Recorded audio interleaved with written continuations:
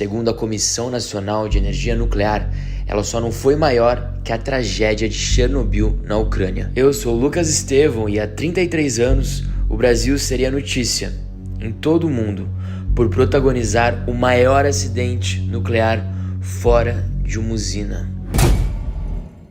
O famoso acidente do Césio 137 que chocou o Brasil e deixou vítimas fatais, várias pessoas têm sequelas, tem acompanhamento realizado até hoje por causa desta pequena cápsula de pouco mais de 3 centímetros.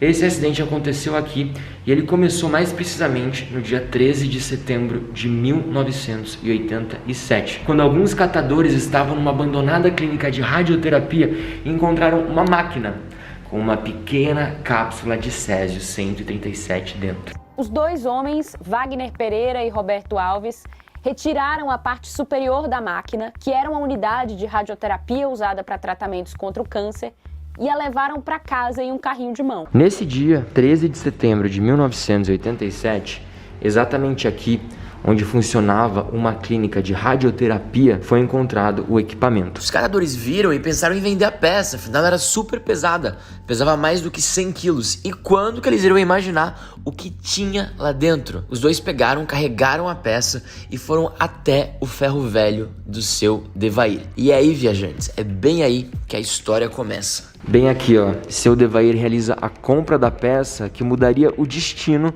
da vida dele, da família dele e de vários amigos de lá em diante. E no mesmo dia que seu Devair recebe a peça, ele não abre na hora. Ele vai seguir sua vida, vai para um bar, vai beber, mas escurece. Quando escurece, ele volta e ele vê aquele brilho azulado belíssimo que o Césio 137 tem. E ele 18 de setembro.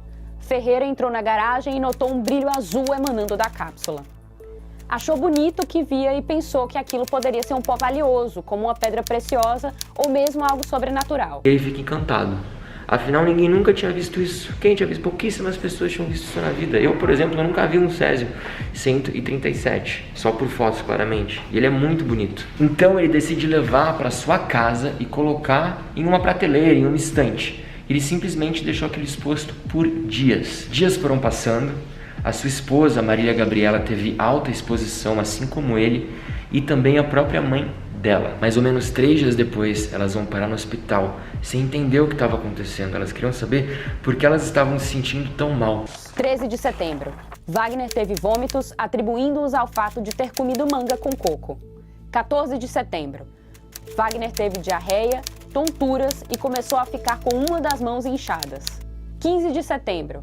Wagner procurou assistência médica. Os sintomas foram diagnosticados como uma reação alérgica causada por alguma coisa que ele comeu. E aí sim descobriram que elas tinham sofrido radiação. Mas ninguém sabia o que estava acontecendo, né? Mais de 30 anos atrás, radiação não era uma coisa muito comentada com o público, não era algo amplamente difundido.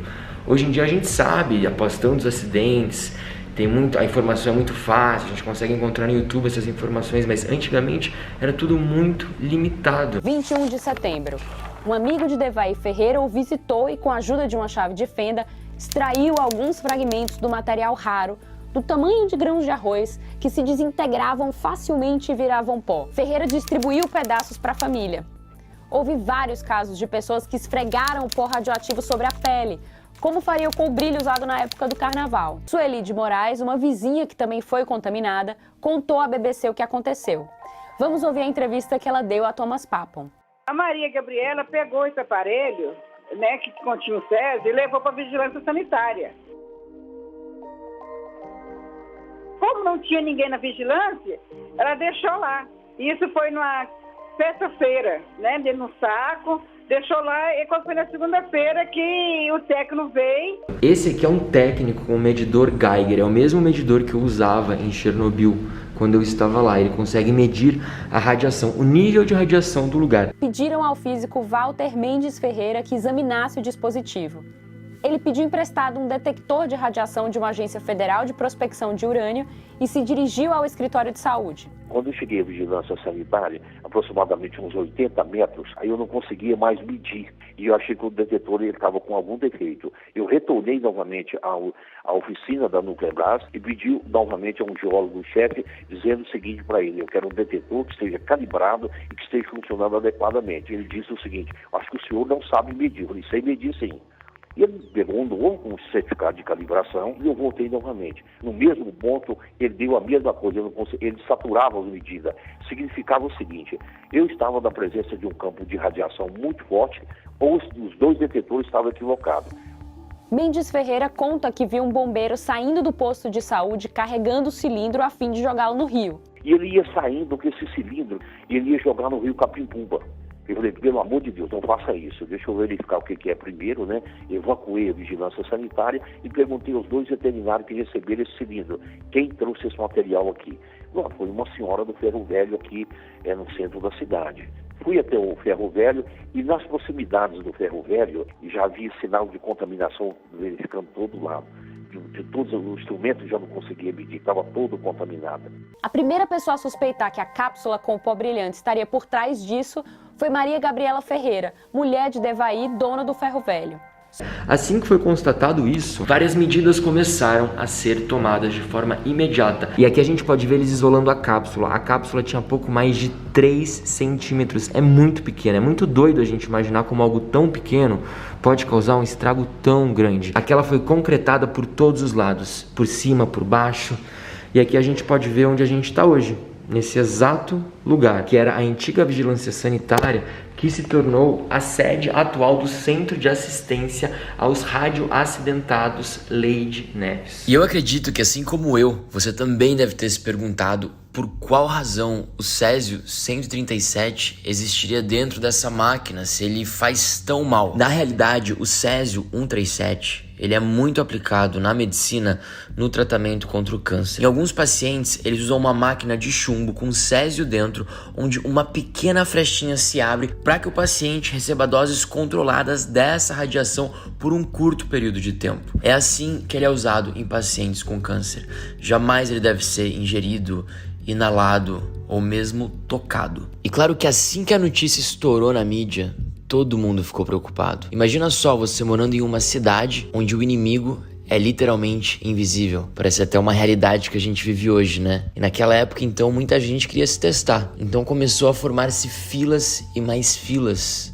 Até mesmo estádios foram usados, olha só. Essa aqui é uma fila feita no Estádio Olímpico para fazer a medição com um medidor. Ele soava um temido que apitava indicando que a pessoa estava contaminada. Muita gente teve medo, muita gente teve pavor. E outra vítima também que vai para o hospital é a sobrinha do seu Devanir, a Leide. Quando o seu Ivo vê aquele pó brilhante, com certeza ele deve ter pensado em compartilhar com a sua filha e fazer a alegria dela. Porém, ele não tinha ideia, ele não imaginava o quão mal isso poderia ser. Na verdade, eu acho que ninguém imaginava. Ela claramente ficou encantada, como qualquer criança ficaria, e acabou brincando. E o problema desse pó é que uma partículazinha dele espalhada já causa muita radiação. Já pode causar muito estrago, né? Sim, quando ela recebe do pai dela, que chega lá na casa, ela está jantando, ela está com o ovo na mão. E ela põe na outra mão o pó. E contamina o ovo com aquilo. Ela foi tida como uma bomba ambulante. 24 de setembro. Ivo Ferreira, irmão de Devaí, levou alguns fragmentos para casa e eles foram colocados na mesa durante a refeição. Sua filha de 6 anos, Leide das Neves Ferreira, os tocou enquanto comia, assim como outros familiares. A primeira pessoa a morrer foi Leide das Neves Ferreira, a menina de 6 anos que brincou com o pó brilhante e até engoliu um pouco do material. Tanto ela quanto sua tia Maria Gabriela Ferreira morreram de septicemia e sepse, infecções generalizadas, um mês após a exposição ao césio. Se tem uma coisa que eu aprendi em Chernobyl, é que a radiação, ela nunca espera. A Leide e a sua tia Maria Gabriela foram correndo para o Rio de Janeiro se tratar, na esperança de voltarem melhores para Goiânia. Mas infelizmente, logo depois, elas não voltaram vivas. Leide foi a primeira vítima fatal do Césio 137. Além dela, o Israel e também o Edmilson, os dois eram funcionários do seu Devair. E infelizmente acabaram não resistindo à radiação. Ao lado a gente pode ver também os especialistas chegando para cuidar. Olha só, todos, devidamente vestidos para tentar se proteger ao máximo dessa radiação. Esse aqui é o seu Devair recebendo atendimento. Ele foi o comprador responsável por adquirir a peça onde estava a cápsula com o pó de césio 137 dentro. E essa é uma cena bem triste. Como a gente pode ver, as pessoas estão com o avião da FAB, né, da Força Aérea Brasileira, ao fundo, e elas estão caminhando. O governador, pessoas que estavam diretamente envolvidas com o césio 137, com o acidente. E essa aqui é a irmã da Gabriela, e nesse avião tem o corpo dela. O avião transportando o corpo dela. Foi uma vítima desse acidente radioativo. Um depósito de rejeitos do césio, ainda o provisório. Logo depois eles criaram essa área para isolar 6 toneladas de rejeitos. Foram demolidos o ferro velho e dezenas de casas. Centenas de objetos de refrigeradores, sofás, o pavimento de ruas inteiras, veículos e até mesmo árvores e animais foram destruídos e descartados como lixo nuclear. E aí por 300 anos esse depósito vai existir, ele é permanente. Aqui a gente pode ver o depósito 1 e 2, olha. Por que é 1 e 2? 1 e 2 por quê? 1 é onde que está a cápsula e o material, onde que tem os rejeitos com maior grau de atividade. O 2 já é aquela parte do material que tem a menor grau de atividade, que por esses 30 anos ele já terminou a atividade, já é considerado lixo comum. Dizem que hoje o risco da radiação é 1000 vezes menor do que do dia do acidente, mas que deve demorar quase 300 anos para o risco realmente desaparecer. Então quer dizer que quando tentaram enterrar as pessoas contaminadas, os moradores não quiseram. A mãe dela sofreu até da lei, tá vendo? A troca de choque, para poder conseguir entrar, adentrar o cemitério, depois aqui dentro a Defesa Civil fez um isolamento, olha o carro entrando. Seu enterro em Goiânia ficou longe de ser um assunto pacífico de família. A vizinha Sueli de Moraes diz que quando os caixões chegaram ao cemitério, as pessoas começaram a tirar pedras e tijolos tentando impedir o sepultamento. O corpo dela chegou no cemitério, o povo começou a apedrejar. Eles arrancavam meio fio e jogavam no caminhão para não ser enterrado. The coffins were lined with lead and glass. One of them even had a window allowing relatives a brief glimpse before it was lowered into the ground.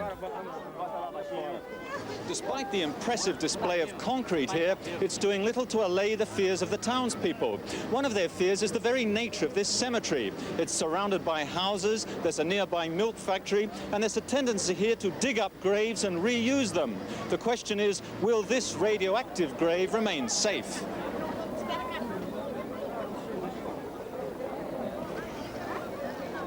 Essas pessoas, antes de ser enterradas, antes de falecer, todas elas foram descontaminadas. Ela não tinha nenhuma contaminação. Fizeram por precaução à época, enterrada, como se diz, num caixão de chumbo, para evitar pânico generalizado. E, ao contrário também, isso gerou pânico, né? Gerou um pânico generalizado da cidade, que ia contaminar cemitério, essa coisa toda, e não era verdade. É muito complicado. Hoje não se sabe ao certo, mas estima-se que além das 4 vítimas fatais, mais de 1000 pessoas ainda sofram com a radiação. Verificou-se que 249 delas tinham níveis expressivos de material radioativo em seus corpos. Entre as fontes de contaminação, o cachorro da família Ferreira, Shake. Veja nessa reportagem da BBC da época. Among the radiation sources is a dog left in the contaminated house of the scrap merchant. It's being given water and food regularly, but each day responds less to the children of the neighborhood who once played with it. Shake! Shake! The family dog won't survive. It will be treated as nuclear waste. Centenas de pessoas com níveis leves de contaminação tiveram de permanecer em abrigos especiais. Sueli de Moraes, que hoje é presidente da Associação de Vítimas, passou 3 meses em um deles. Ela lembra que era preciso tomar banho com água, vinagre e sabão de coco, além de trocar de roupa a cada meia hora. E tomava um remédio azul da Prússia, que eram 10, 20 comprimidos por dia, depende do grau da contaminação. Com vinagre, sabão de coco, era lixa de lixar pé, né, passar nos pés para tirar, porque os pés foi mais contaminado, que a gente andou, né, fez 3 meses. É, um alojamento, né, ninguém via ninguém, nem televisão a gente podia ver, porque para não saber das notícias de fora. Os efeitos da radiação vão desde queimaduras e náuseas a mutações genéticas e danos celulares irreversíveis. Eu vou mostrar para vocês agora algumas cenas fortes de vítimas de radiação. Caso você não queira ver, eu peço para que você pule. Mas se você tiver curiosidade para saber como algumas pessoas ficaram Após chegarem perto do Césio 137, eu vou mostrar para você agora.